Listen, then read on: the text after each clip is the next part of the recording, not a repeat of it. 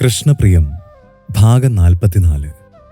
നിങ്ങൾ ആദ്യമായാണ് ഈ ചാനൽ കാണുന്നതെങ്കിൽ ചാനൽ സബ്സ്ക്രൈബ് ചെയ്ത് ബെല്ലൈക്കൺ ക്ലിക്ക് ചെയ്ത് നോട്ടിഫിക്കേഷൻസ് എല്ലാം ഇനേബിൾ ചെയ്യാൻ മറക്കരുത്.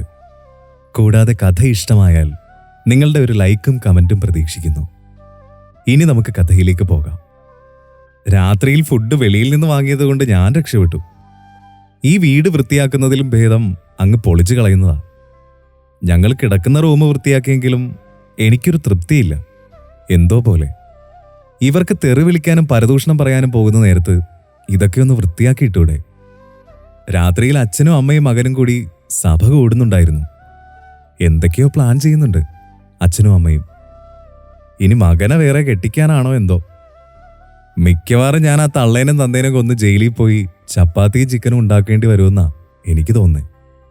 ഇവരുടെ കൂടെ താമസിക്കുന്നതിലും ഭേദം അതുതന്നെയാ. ഏട്ടൻ ഒരു വിധത്തിലാണ് അവിടെ നിന്ന് ഊരിപ്പോകുന്നത്. ഏട്ടൻ എൻ്റെ അടുത്തേക്ക് വന്നു. നിങ്ങളെ എന്നെ ബംഗാളിയായിട്ടാണോ കണ്ടിരിക്കുന്നേ? ദേ ഉള്ള കാര്യം പറഞ്ഞേക്കാം, എനിക്കൊന്നും വയ്യ. ഞാൻ പറഞ്ഞു. ഹൈ, മുത്തുച്ചിപ്പി നല്ല ദേഷ്യത്തിലാണല്ലോ. ഏട്ടനോട് പിണക്കാണോടാ? പറയടാ. ഒരുമാതിരി ആക്കിയ പോലെ അങ്ങേര് ചോദിച്ചു. എന്നിട്ട് എൻ്റെ അടുത്ത് വന്ന് എന്നെ കെട്ടിപ്പിടിച്ചു. സത്യമായിട്ട് ഞാൻ ചവിട്ടു. ഇത്രയും നേരം ഞാൻ ഇവിടെ കിടന്ന് പണിയെടുക്കുന്നത് നിങ്ങൾ കണ്ടില്ലേ?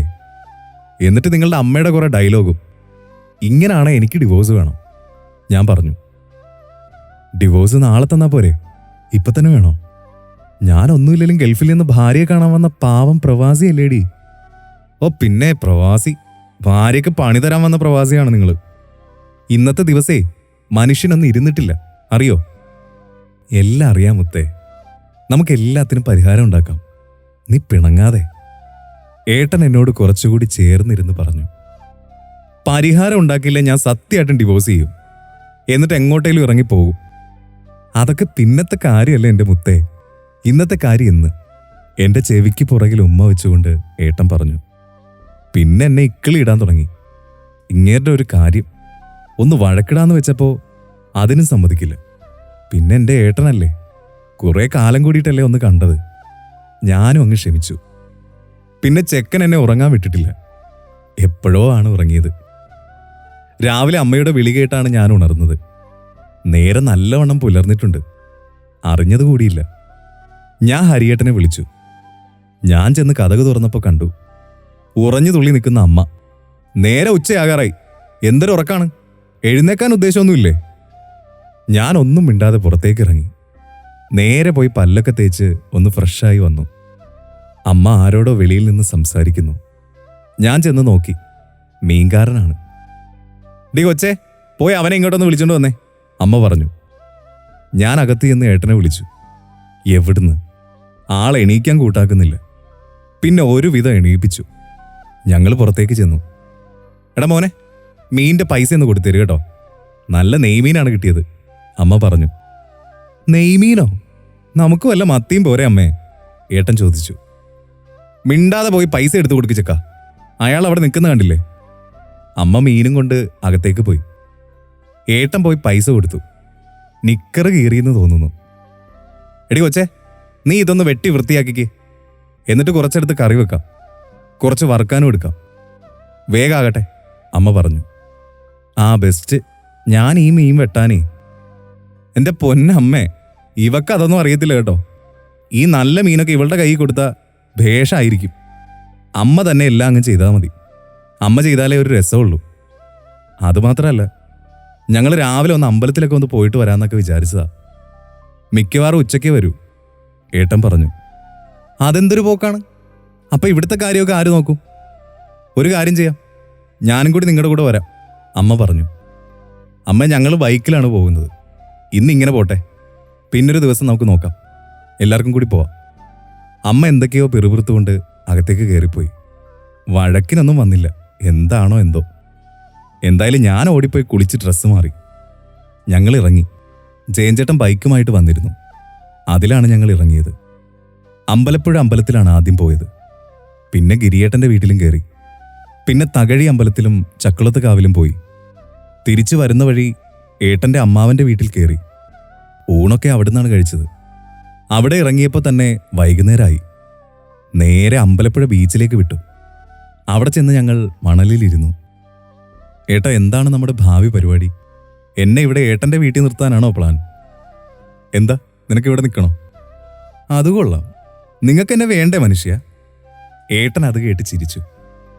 എൻ്റെ വീട്ടുകാർ അത്രയ്ക്ക് പ്രശ്നമാണോടി? ഏട്ടൻ ചോദിച്ചു. അത് നിങ്ങൾക്കറിയില്ലേ? എനിക്ക് പേടിയാണ്, ഞാൻ നിൽക്കില്ല.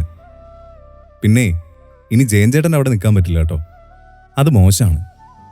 ഇപ്പം തന്നെ ഓരോരുത്തർ ഓരോന്ന് പറഞ്ഞു തുടങ്ങിയിട്ടുണ്ട്. ഏട്ടൻ പോകുമ്പോൾ എന്നെയും കൂടി കൊണ്ടുപോകാൻ പറ്റുമോ? നോക്കാം, വിസിറ്റിംഗ് വിസയിലേ പോകാൻ പറ്റൂ. ഞാൻ ഫാമിലി വിസയ്ക്ക് കൊടുത്തിട്ടുണ്ട്, കിട്ടുമായിരിക്കും. അത് കിട്ടുന്നതുവരെ എന്താ ചെയ്യുക? എന്തെങ്കിലുമൊക്കെ ചെയ്യാം. നമ്മുടെ ലോൺ തീർന്നിട്ടുണ്ട്, നാളെ തന്നെ പോയി ആധാരം തിരിച്ചെടുക്കണം. പിന്നെ കയ്യിൽ കുറച്ച് ക്യാഷുണ്ട്. പക്ഷെ ഒരു വീട് വാങ്ങാനുള്ളതൊന്നും ഇല്ലടി, അതിന് ഇനിയും കുറച്ച് സമയം കൂടി വേണം, ഏട്ടൻ പറഞ്ഞു. അത് സാരമില്ല, നമുക്കതൊക്കെ പതുക്കെ നോക്കാം. നമുക്ക് എറണാകുളത്തൊരു ഫ്ലാറ്റ് എടുത്താലോ? ഇപ്പം റെന്റിന് മതി. അതാകുമ്പോൾ ഏട്ടന് പോയാലും എനിക്ക് വേണേ ഒറ്റയ്ക്ക് നിൽക്കാമല്ലോ. അങ്ങോട്ട് പോകുന്നതുവരെ എന്തെങ്കിലും ജോലിയൊക്കെ നോക്കാം, ഞാൻ പറഞ്ഞു. നോക്കാടി, മാക്സിമം നിന്നെയും കൂടി കൊണ്ടുപോകാനേ ഞാൻ നോക്കൂ, നീ പേടിക്കണ്ട, ഏട്ടൻ എന്നെ ചേർത്ത് പിടിച്ച് പറഞ്ഞു. അതുവരെ ഏട്ടൻ്റെ വീട്ടിലാണോ നമ്മൾ നിൽക്കുന്നേ? നിനക്കവിടെ ഒട്ടും പറ്റുന്നില്ലല്ലേ? നമുക്കിപ്പോൾ കുറച്ച് അവിടെ നിൽക്കാം, ജയൻ ചേട്ടൻ അവിടെ നിൽക്കാം, അതുപോലെ, ഏട്ടൻ ചോദിച്ചു. ഏട്ടൻ കൂടെ ഉണ്ടെങ്കിൽ പ്രശ്നമൊന്നുമില്ല. പക്ഷെ സത്യം പറയാലോ, എനിക്ക് ഒറ്റയ്ക്ക് നിൽക്കാൻ പേടിയാണ്, ഒട്ടും പറ്റില്ല, ഞാൻ പറഞ്ഞു. നീ പേടിക്കണ്ടറി, നമുക്ക് എന്തെങ്കിലുമൊക്കെ ചെയ്യാന്ന്. അവിടുന്ന് നേരെ ജയൻ ചേട്ടൻ അങ്ങോട്ട് പോയി. രാത്രിയിലാണ് തിരിച്ച് ഏട്ടൻ്റെ വീട്ടിലെത്തിയത്. അമ്മ കിടന്ന് പൊടിച്ചു വാരി, എന്നെയും എന്തൊക്കെയോ പറഞ്ഞു. അവസാനം ഏട്ടൻ ഇറങ്ങി പോകുമെന്ന് പറഞ്ഞപ്പോഴാണ് ഒന്നടങ്ങിയത്. പിന്നെയാണ് അടങ്ങിയതിൻ്റെ കാര്യം പിടികിട്ടിയത്. അവർ വലിയ പ്ലാനിങ്ങിലാണ്.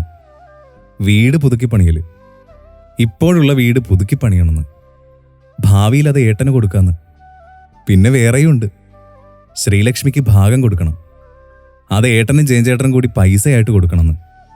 അങ്ങനെ കൊടുത്താൽ ഭാവിയിൽ ഏട്ടന് വീടും ജയൻ ചേട്ടന് ഓഹരിയും കൊടുക്കുമെന്ന്. ഏട്ടൻ്റെ കയ്യിൽ കാശില്ലെന്ന് തീർത്തു പറഞ്ഞു. ജയൻ ചേട്ടനും ഇപ്പോൾ ഒന്നും കൊടുക്കാൻ പറ്റില്ല എന്ന് പറഞ്ഞു. പിന്നെ ആകെ വഴക്കായി. അങ്ങനെ ഒരാഴ്ച കടന്നുപോയി. അപ്പോഴാണ് എനിക്കൊരു ഫോൺ കോൾ വന്നത്. വക്കീലാണ്. ഞങ്ങളുടെ കേസിന്റെ വിധി അടുത്ത ആഴ്ച വരുമെന്ന്. ജയിക്കുമെന്നാണ് പുള്ളി പറയുന്നത്. അങ്ങനെ അതൊരു നല്ല വാർത്തയായി. വിധി വരുന്ന ദിവസം ഞങ്ങൾ കോടതിയിൽ പോയി. സത്യം, ഞങ്ങൾ ജയിച്ചു. ഞങ്ങൾ കേസ് ജയിച്ചു. തുടരും.